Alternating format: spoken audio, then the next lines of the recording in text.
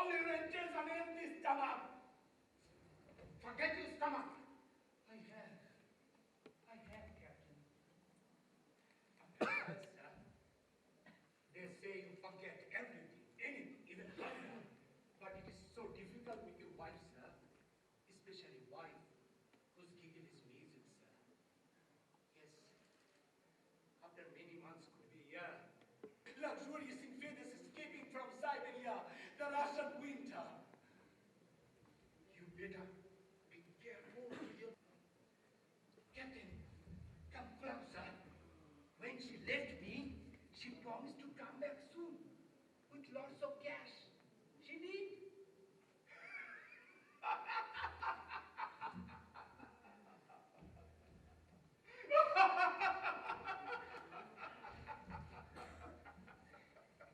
Captain, that's my wife.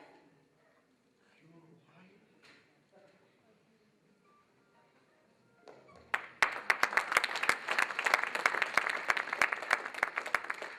স্থাপনার মধ্য দিয়ে বাংলাদেশের যারা নাট্যকার হিসেবে যারা অবদান রাখছেন তাদের পরিচয়টাও এখানে মেলে ধরার চেষ্টা করেছি। আমরা ইতিমধ্যে শহীদ মনির চৌধুরী একক অভিনয়ের জন্য রচিত হয়েছিল এবং ঢাকার মঞ্চে দারুণ জনপ্রিয়তা অর্জন করেছিল ফেরদৌসী মজুমদারের অভিনয়।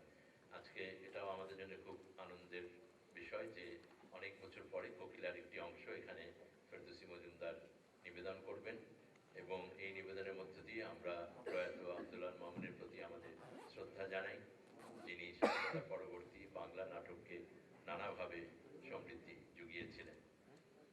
থিয়েটার নিবেদিত আব্দুল আল মামুন রচিত কোকিলারা।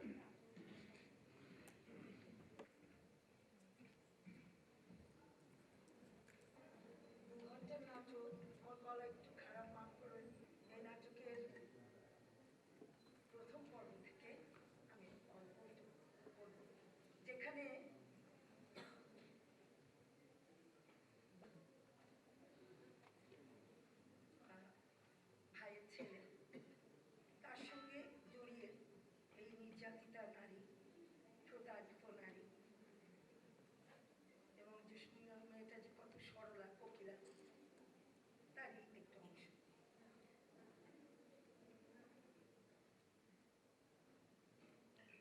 আনু ভাই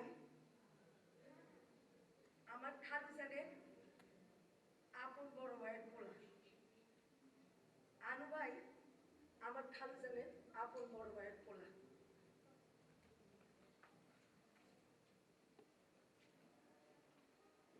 আনু ভাইরে আমি চিনতাম না। ৬-৭ মাস আগে এক রাইতে বাড়িতে এসে হাজির, চোখে মুখে রক্ত। ইউনিভার্সিটিতে মারপিট করছে, গুলি চলছে, তাই সে বাড়িতে এসে পড়ছে। এক সময় আনু ওই খানা থেকে মাটিতে পড়ে গেল, হগলতে মিরা তারে দরাদরি করে বিছানায় গোতায় দিল। এখন জমে মানুষের টানাটানি চললো হারাটা রাইতে। পাক্কা 3টা মাস জমে মানুষের টানাটানি চলল। সম্ভবত এই 3 মাসের মধ্যে এক রাইতে আমি ঘুমাই নাই। গড়ি ধরে আনু ভাইয়ের ওষুধপত্র করছি, জান্ডা দিয়ে তার খেদমত করছি। আর আনু ভাইও আমার বুঝাই দিছে আসলে পুরুষরাই মায়া মানুষ ছাড়া বাঁচে না। সাইরা উঠোনের পর 1 মাস পার হয়ে যায়, আমি ওই বাসা ছাড়ে না। পয়লা পয়লা সন্দেহ করলো খালাম না, সন্দেহকরণের কথাই সারাদিন ঘরের মধ্যে পড়ে থাকে। আর সন্ধ্যা হইলেই রান্নাঘরের দুয়ারে যায়।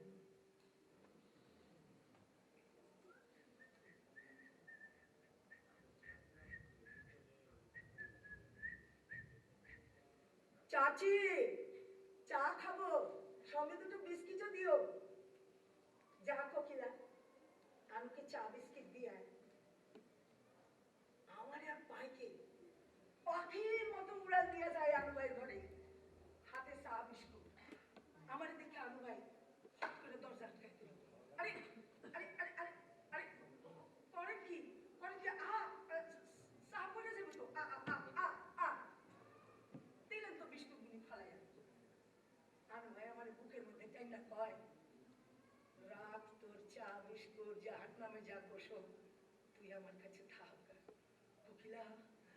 কোকিলা তোকে ছাড়া বাঁচবো না রে। খুশিতে আমার কলজাটা দাপায়, অন্তরে চিকন সুতার মতন সুখের ভাব লাগে। পুরুষের বুকে মায়া মানুষের এত সুখ। একবার পিসি বসে বাজারের হাত ধরে মেলায় গেছিলাম, মেলা চলতি দেখছেন না আপনারা? একবার মাটি থেকে আসমানে উঠে, আবার মাটি থেকে আবার আসমান থেকে মাটিতে নামে। আরো পিসি গুলোকে আমিও চরকিতে চড়ছিলাম, মাটি থেকে আসমানে উঠে চিকন সুতার মতন সুখের ভাব লাগছিল। চরকি যখন আসমানের কাছাকাছি পৌঁছায় গেল, তখন আমার মনে হয়েছিল বুঝি থাপাবার নিয়ে আমি আসমানটা ধরতে পারো। বাজার আমি আসমান ধরুম, বাজার আমি আসমানে উঠুম, বাজার আমি মাটিতে নামুম না। আমি খুশিতে সিক্কুর দিয়ে উঠছিলাম। হেসে খেল যখন শেষ হইল, বাজান আমার বুকের মধ্যে টাইনা লয়ে কইল, পাগলি বেডি, আসমানে কেউ উঠতে পারে না, ওইটা যতই সুন্দর হোক ওইটারে কেউ ছুঁইতে পারে না। কিন্তু আমি কইলাম আনুবের অন্তর ছুঁইতে পারছিলাম, সেখানে একটু জাগাও করে নিছিলাম।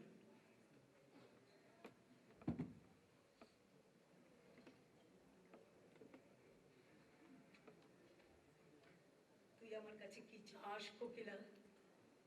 একটা কিছু চাহ কোকিলা, তোকে দিতে পারি না এমন কিছু নেই এই পৃথিবীতে। তুই আমাকে নতুন জীবন দিয়েছিস, একটা কিছু চাহ কোকিলা। আপনি আমারে বিয়া করেন, আপনি তো কেছেন আমারে ছাড়া আপনি বাঁচবেন না, তাই আপনি আমারে চিরদিনের মতো লয়ে এলো। এই এই হলো তোদের দোষ। ভালো লাগা বুঝিস না, ভালোবাসা বুঝিস না, বুঝিস কেউ লাগ বিয়ে। এই এই বিয়ে করলে তো জীবনের আসল মজাই নষ্ট হয়ে গেল। তবে হ্যাঁ, তোকে আমি ঠিকই বিয়ে করব। কখনো ভাববি না ওই থার্ড ক্লাস বাজে লোকদের মতো তোকে নিয়ে আমি ফুর্তি করবো, আর ফুর্তি শেষ হলে কেটে পড়বো। নো নো নো নো, আমি তো চাই এইটা আমি ভাই কোন চাওয়া পয়লা পয়লা বুঝতাম না। এ তো যখন চা চাই আমি তাই দেই, গোসলের পানি চাইলে পানি দেই, লুঙ্গি গামছা দেই, চা চাইলে চা দেই, পানি চাইলে পানি দেই। হ্যাঁ বাবু তাহলে আর কি চাওয়া থাকে? থাকে গো থাকে, পুরুষ মানুষের চাওনের কোনো শেষ নাই। সেইটা অবশ্য বুঝলাম কয়েকদিন পরে।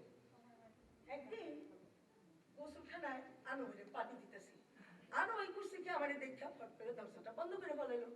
সে লক্ষ্যই করে না ওইখানে খালাম্মা খারাপ। আর যাই কই, খালাম্মা তো আমার খুন করে ফেলায় প্রায়। রাগে সারা বাড়ি দাপায় বাড়াই, রাগে একেবারে সারা বাড়ি দাপায় বাড়াই। আনু ভাই যত কয়, আরে আরে আসল দোষ ওই দরজা, ওইটা আপনা আপনি বন্ধ হয়ে যায়। খালাম্মা হাতে সিকুর পারে। শেষ ম্যাশ খালু জানে সে একটা ফয়সালা করে দিল।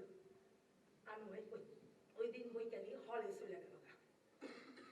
আর খালাম্মা খালাম্মা ইচ্ছা মতো আমার গাড়ি বন্ধ করলো। তুই এ বাসার কাজের লোক, কাজের লোক বুঝিস? চাকরানি চাকরানি, তুই এ বাসার চাকরানি, চাকরানি চাকরানির মতনই থাকবি। আর যদি কোনোদিন বামুন হয়ে চাঁদের দিকে হাত বাড়াবি, তাহলে তোর ওই হাত আমি বটি দিয়ে কেটে টুকরো টুকরো করে ফেলবো। আরে খালাম্মা, আমি এখন বামুনও বুঝি না, চাঁদ বুঝি না, আমি এখন বুঝি খালি আনু ভাই আর আনু ভাই সুন্দর সুন্দর কথা। আনু ভাই যে খালি ভালোবাসার কথাই কইতো তা কিন্তু না, বড়ই বিদ্যার মানুষ জানি। সে আমারে দেশের কথা কইতো, ইউনিভার্সিটির কথা কইতো, আর জানি কি সভ্যহারা মানুষের কথা কইতো। আমারে জিগাইতো,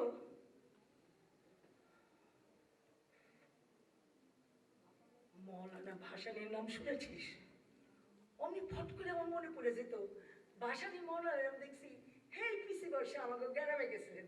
তাহলে দেখে তো সেই বয়সে আমার মনে হয় না এত বড় নামি দামি লোক, পরনের লুঙ্গি আর বোতলে সিরাপ পাচ্ছেন, হুমানে সাই পাইতা লোক আসতেছে তার কাছে, তার পড়া পানি হতে। তারই যত কয়, আরে আরে আমি পীর না, আমার ফুলে কোনো কাম হইব না। হ্যাঁ তুই গ্রামের মানুষ, তার পায়ে মাথা থাকায়। আমার বাজানেও মায়ের হাঁপানি ব্যারামের লেগা মৌলানা সাহেবের পড়া পানি হয়েছিল, আর নিতে নিষ্পত্তি কারবার এই পানি খাইয়া মায়ের হাঁপানি পেলাম ভালো হয়ে গেছিল গা কইছি এইসব কথা আমি আনু ভাইরে কইছি এই দেখো আরেকটা কথা কইতে তো ভুললেই গেছি গা আমাকে বাড়িতে মায়ের মুরগি পালতো সেই মুরগি ডিম দিত আমার বাজানে 6খান ডিম একটা গামছায় বাইন্ধা নিয়ে মৌলানা সাহেবের পায়ের কাছে রাখলো মৌলানা সাহেব ডিমগুলি দেখে হাসিয়া উঠলেন জিগালেন এইগুলি কিসের ডিম রে বাজানে কইল মুরগির মৌলানা সাহেব আবার জিগালেন ডিম যদি কালে এত বড় হয় তাহলে তোর মুরগি কত বড় রে দামড়ার মতন আজকাল তো ঢাকা শহরে মুরগির ডিমের নামে যা মিলে তা হইতেছে গিয়ে পক্ষীর ডিম এক বেটা সপ্তাহে একদিন আমাকে বাড়িতে ডিম দিয়ে যায় যত দিন যায় বেটার ডিম তত ছোট হয় একদিন তো খালাম্মা ধৈরেই বসলেন জিগালেন ছকু মিয়া তোমার ডিম তো দেখছি দিনকে দিন ছোট থেকে আরো ছোট হয়ে যাচ্ছে ব্যাপারটা কি ছকু মিয়া খাস ঢাকাইয়া ব্যবসাদার খালাবার কথা হই নেই লগালগ মুখখান বেজার করে ফেলাইল বেগম সাহেব আন্ডা কেলা দিনকে দিন ছোট হইবার লাগতেছে ওইটা পরে কইতেছি আগে আপনার ভুল কথাটারে শুদ্ধ করে দিই ওই যে বললেন তোমার আন্ডা আন্ডা করলাম বেগম সাহেব আমি পারি না আন্ডা করে মুরগি এরা হলেন আন্ডা ছোট হলের হিস্টোরি মুরগির কোনো দোষ নাই বেগম সাহেব ওরা তো দানা পানি খায় আন্ডা ছাড়ানো লেগে মানে দেশের মধ্যে চাইতে কেমন হাও গাও এর মধ্যে আন্ডা ছাড়বো কেমতে দৈরালন মুরগি হালা আন্ডা পারতে বলবো অমনি ফুটটুস হ্যাঁ ফুটটুস কি বুঝার পারলেন না গুল্লি গুল্লি বম চাই করে থেকে ঠুস ঠাস বস মুরগি উঠলো খিচায়া লগালগ আন্ডা হালা ফাটা বেললে একদম ছেড়ে দিও আন্ডা সাইড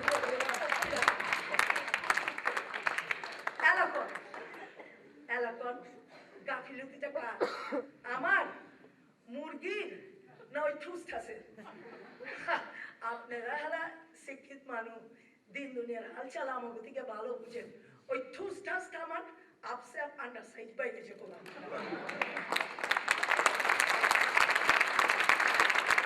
রাড়া নিবেদন করবেন আরণ্যক নাট্যগোষ্ঠী এবং বাংলাদেশের যে প্রান্তিক জনগোষ্ঠী বিশেষ করে এই ভূমিপুত্র সাঁওতাল জনগোষ্ঠীর জীবনধারা নিয়ে এবং বর্তমানে যে নানা সংকট এবং সংগ্রামের মধ্য দিয়ে তাদের দিন অতিবাহিত হচ্ছে তারই একটি পরিচয় তুলে আনা হয়েছিল এই নাটকের মধ্য দিয়ে এবং আজকে রাড়ান নাটকের একটি অংশ নিবেদিত হবে আরণ্যক।